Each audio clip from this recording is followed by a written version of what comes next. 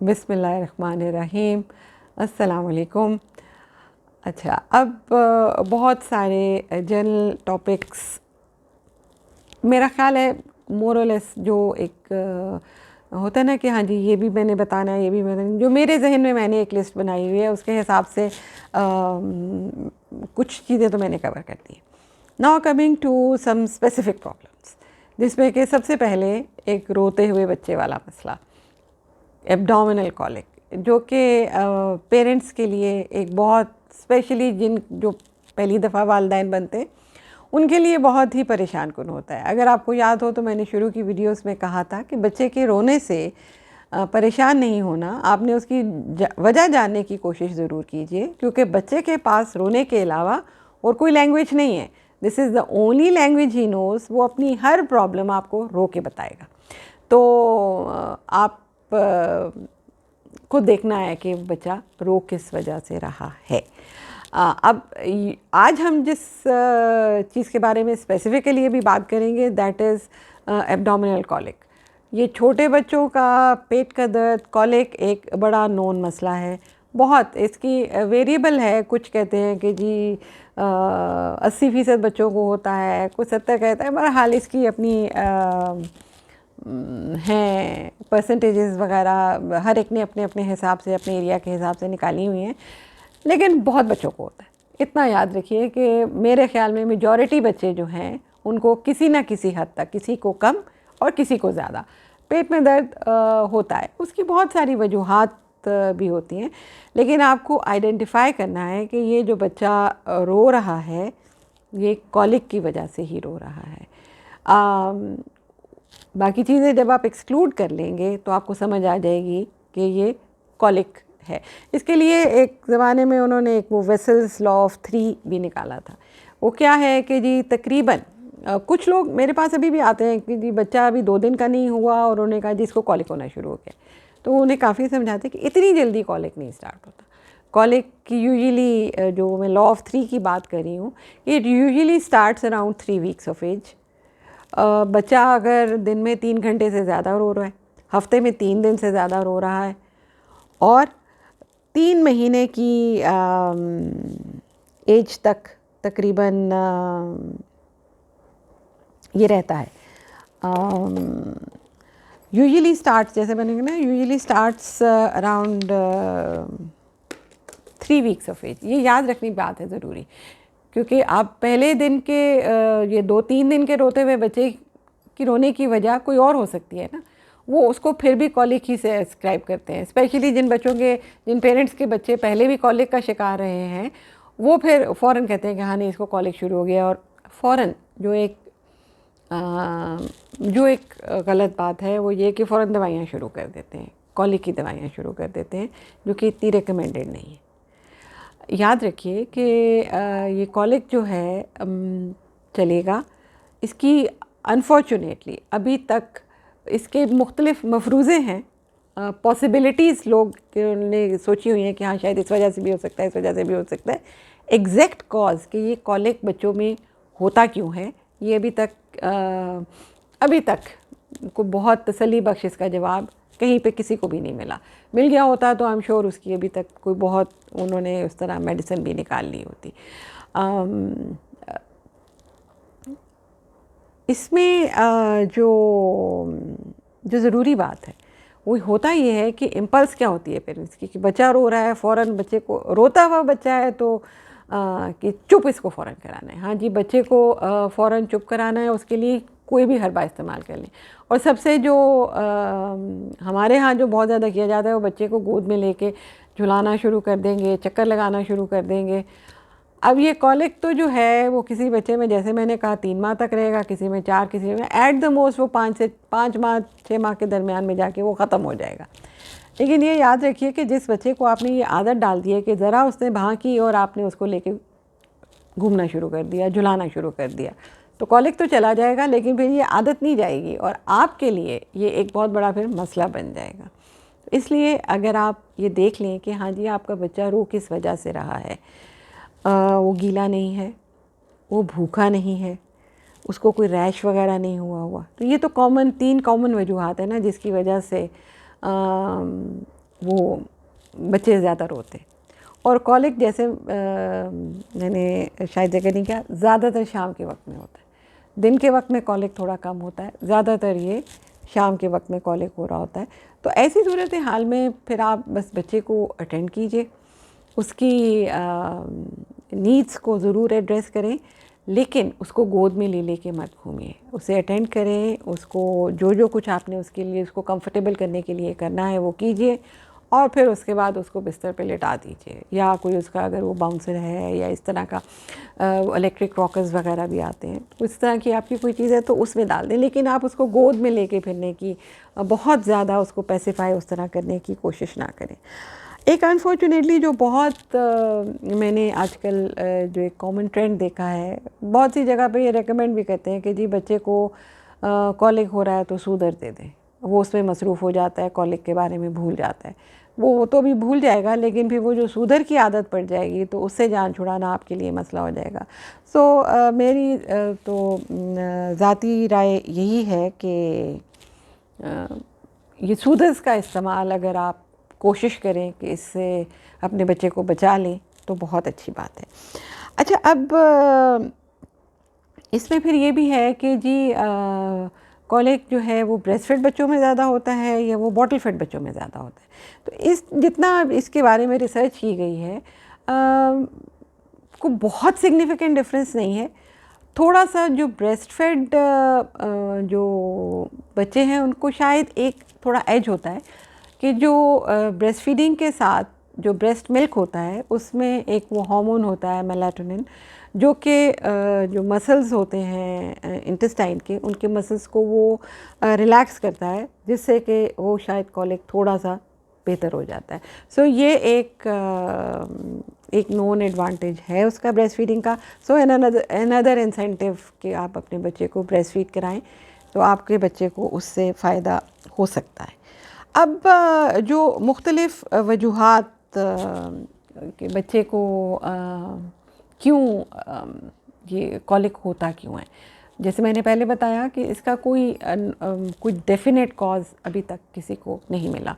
जो मुख्तलिफ़ इसके लिए जो मुख्तलिफ़ पॉसिबिलिटीज़ हैं जिनके बारे में जो कहते हैं कि वजह हो सकती है, वो ये होता है कि जो इमेच्योर गट है अभी उसमें जो हेल्दी बैक्टीरिया होते हैं वो इतने अभी शायद एडिक्वेट नंबर्स में नहीं होते हैं, तो उस इम्बैलेंस की वजह से ये एक वजह हो सकती है।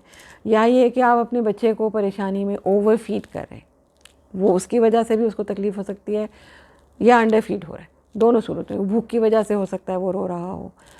फिर जब बच्चे बहुत ज़्यादा रोते हैं तो वो बहुत साथ एयर भी गल्प कर रहे होते हैं, उससे गैसेस वगैरह भी हो जाती हैं, वो भी एक वजह हो सकती है कि जिसकी वजह से बच्चा रो रहा हो। फिर कई बच्चे हैं जिनमें कि फूड एलर्जीज़ हो सकती हैं, जैसे स्पेशली इसमें काऊ मिल्क प्रोटीन इंटॉलरेंस है। इसीलिए जो ब्रेस्ट फेड बच्चे हैं जिनकी माएँ काऊ मिल्क ज़्यादा यूज़ कर रही होती हैं, तो उनके बच्चों को अगर कॉलिक हो रहा हो तो फिर माँओं का भी जो काऊ मिल्क की इंटेक है उसको कम किया जाता है। तो डिफरेंट किस्म की जो फूड एलर्जीज़ हो सकती हैं, जो कि एक वजह फूड इंटॉलरेंसेस हो सकती हैं। इसीलिए एक उसका पार्ट ऑफ ट्रीटमेंट यही है कि आप उनको कॉलिक जिन बच्चों को बहुत हो रहा होता है, अक्सर का देखा गया है कि अगर आप उनको लैक्टोज़ फ्री फार्मूला पे डाल दें तो उनका कॉलिक बेहतर होने लग जाता है। फिर अगर ये कि आपने बच्चे को रेगुलर बर्प करने की आदत नहीं डाली है तो उसकी वजह से भी वो रो सकता है। फिर जैसे अभी मैंने पहले बात की थी कि डेवलपिंग गट्स है ना, उसके मसल्स हैं, तो अभी वो जो डेवलपिंग मस्कुलर सिस्टम है आपके इंटेस्टाइन का, तो वो अक्सर स्पैज़म में जैसे बल पड़ जाते हैं। यूँ समझिए कि उसके मसल्स को वो स्पैज़म में चले जाते हैं, उनको बल पड़ जाता है, तो उसको रिलीव करने के लिए फिर आप मुख्तलिफ़ किस्म की रेमेडीज़ इस्तेमाल करते हैं। फिर एक जो थोड़ी सी उसके बारे में पहले तो मैंने सोचा कि मैं ज़िक्र ना करूं, क्योंकि फिर हर माँ बाप जो है उसको लगेगा कि नहीं, हाँ उसके बच्चे को यही मसला हो रहा है। लेकिन कुछ रिसर्च इस तरफ पॉइंट करती है कि शायद जिन बच्चों में बाद में जाके वो माइग्रेन का प्रॉब्लम होता है, तो दिस कैन बी, जो बहुत ज़्यादा कॉलिकी बच्चे होते हैं, तो this can be a very early manifestation of that migraine. This abdominal colic can be a very early manifestation of migraine that develops later on. लेकिन इसके बारे में अभी कोई बहुत 100% कन्फर्मेशन नहीं है, तो इसीलिए आप अपनी बाकी चीज़ों के ऊपर कंसंट्रेट करें कि बच्चे को दूध ठीक पिलाना है, बर्प रेगुलरली करवाना है। चांसेस ये हैं कि हाँ, अगर आपकी वो मदर की काउ मिल्क की इंटेक अगर बहुत ज़्यादा है तो उसको ज़रा कम कर लीजिए। बच्चे को रेगुलरली फीड कराना है, उसका बहुत ओवर फीड, एंग्जाइटी में हर वक्त दूध नहीं देते रहना होता, क्योंकि एक जो कॉमन वजह जो बहुत जो कि कॉलिक की वजह तो नहीं है, लेकिन एक एंटिटी होती है जिसको कि गर्ड कहते हैं, गैस्ट्रोइसोफेजियल रिफ्लक्स डिजीज़ होता है। तो ये वाले बच्चे भी, क्योंकि ये दूध उलटते बहुत ज़्यादा है, और तो जब दूध उलटते हैं तो उससे वो बर्निंग हो रही होती है उनको, तो उससे ये होता है कि वो रोते हैं फिर ज़्यादा। वो एक गर्ड एक अलग सब्जेक्ट है, लेकिन ये भी वो बच्चे हैं। आपको फिर आपका डॉक्टर, जब आप एक दफ़ा मशवरा ज़रूर अपने डॉक्टर के पास जाके कर लीजिए, उनसे ये आप इंश्योर करा लीजिए कि ये आपके बच्चे को जो इसका पैटर्न है रोने का, ये कॉलिक की वजह से है या उसकी कोई और वजह हो सकती है जो आपको इन्वेस्टिगेट करना है। लेकिन जो कॉमन वजूहात हैं वो मैंने आपको बता दी। तो अब करना क्या है? बात तो ये ना कि सारा कुछ तो मैंने आपको बता दिया कि इस वजह से रो सकता है, उस वजह से रो सकता है, लेकिन जब बच्चा रो रहा होता है तो माँ बाप की तो उस वक्त यही कोशिश होती है कि किसी ना किसी तरह उस बच्चे को कंफर्टेबल कर दें। और अनफॉर्चुनेटली बच्चा अपना रोने का टाइम जो है वो चुनता भी ऐसा वक्त है, यूजुअली जब शाम को माँ भी थकी हुई है, फादर अगर ऑफिस से आया है वो भी अपनी जगह पे थका है, बच्चे को होमवर्क भी कराना है, और उस वक्त अगर एक बच्चा घर में ज़ोर ज़ोर से रोना शुरू कर देता है तो वो हर एक के लिए परेशानी का बायस होता है। ये उसमें शायद कुछ लोगों के जहन में तो ये होगा कि बच्चे को तकलीफ़ है, कुछ लोगों के जहन में ये होगा कि यार ये रोता ही रहता है हर वक्त, मुझे आराम भी नहीं करने देता। बहरहाल, तो अब इस सिचुएशन को आपने हैंडल कैसे करना है? जैसे मैंने बताया कि हमारे यहाँ बहुत ज़्यादा ये रवाज है कि जी कॉलिक डायग्नोज़ किया और फ़ौरन कॉलिक की मेडिसिन स्टार्ट कर दी। ये सिर्फ दिल की तसल्ली के लिए। मेरा तो अपने पेशेंट्स को बहुत हद तक यही मशवरा होता है कि कोशिश ये करें कि मेडिसिन कम से कम इस्तेमाल करें। बहुत जिनकी वो तसल्ली नहीं होती है तो फिर जाहिर सी बात है डॉक्टर भी थोड़ा सा उस तरह मजबूर हो जाता है कि हाँ ठीक है, पेरेंट्स की एंग्जाइटी को कम करने के लिए कुछ थोड़ी बहुत मेडिसिन वो साथ में ज़रूर प्रिस्क्राइब कर देते हैं। कम इस्तेमाल कीजिए, क्योंकि बहुत सी इनमें से हर्बल हैं, मैं स्पेसिफ़िकली किसी का भी नाम नहीं ले रही हूँ, लेकिन चंद एक जो हैं वो नुकसानदेह भी हो सकती हैं। एक्सेस यूज़ इनका करेंगे तो कई दफ़ा इनकी वजह से बच्चों में कॉन्स्टिपेशन भी होने लग जाती है। उसमें इसमें जो बहुत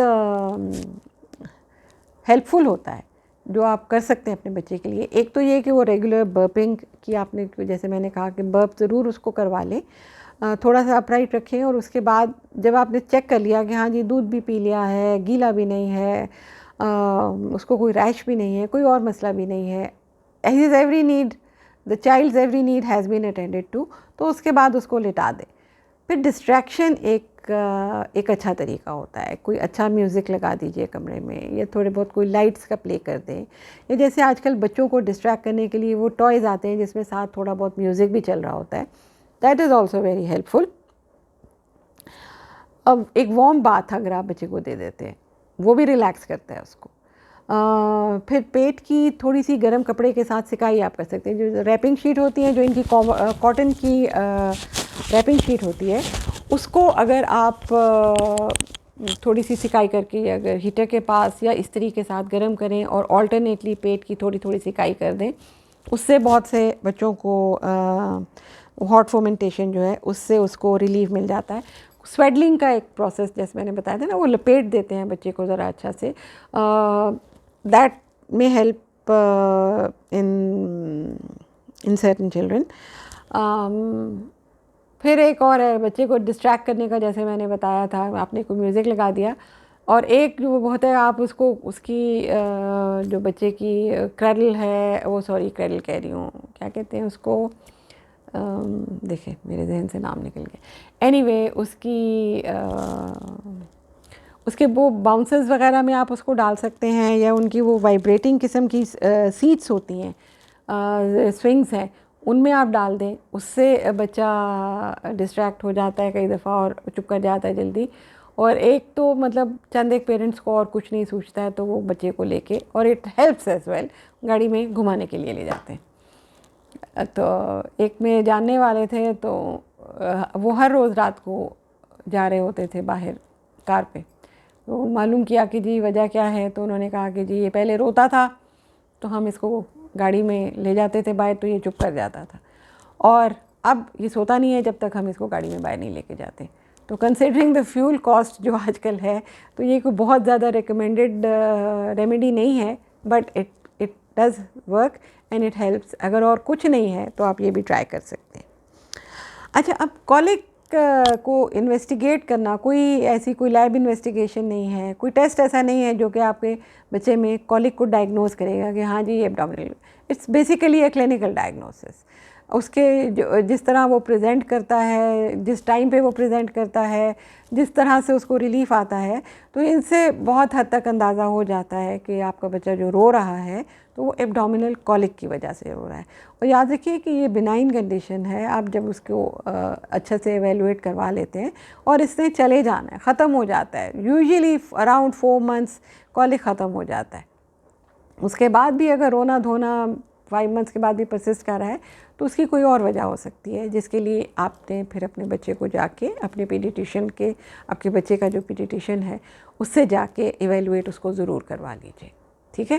तो कॉलिक एक इतनी परेशान कुन सूरत हाल है। मुझे अभी भी एक मेरी पेशेंट याद है, बहुत पुरानी बात है, उनका बच्चा जब रोना शुरू करता था वो ज़बरदस्ती आके अस्पताल दाखिल हो जाती थी। मैं उनको बहुत समझाया, बहुत मैंने उनको कन्विंस करने की कोशिश की कि आपके बच्चे को कोई बीमारी नहीं है। बहरहाल 2-3 दफ़ा ऐसे हुआ कि उन्होंने कहा नहीं ये बहुत रोता है, वो दाखिल हो जाती थी। खैर वो थोड़ा बेहतर होता था, वो घर चली जाती थी। जैसे ही बच्चा 5 माह का हुआ, उनके अस्पताल के चक्कर जो है वो फिर सिर्फ किसी और मसले के लिए ही हुए, लेकिन वो दाखिल फिर होने की नौबत नहीं आई। तो इसको अपने लिए एक बहुत बड़ा एंग्जाइटी या स्ट्रेस फैक्टर मत बनाइए। पता है कि रो रहा है, ये कुछ आपने करना है, घर में सब लोगों को उसके लिए गेयर्ड अप रहना चाहिए कि हो रहा है, बारी बारी कर लेना सब, जाहिर है कभी मदर कर लें, कभी फादर कर लें। ये डिफरेंट रेमेडीज़ आपको मैंने बता दी हैं। कोशिश यही करें कि इन्हीं को इस्तेमाल करें, बहुत ज़्यादा दवाइयों के ऊपर इसमें इन्हिसार नहीं करना, ठीक है। ओके, टेक केयर, अल्लाह हाफ़िज़।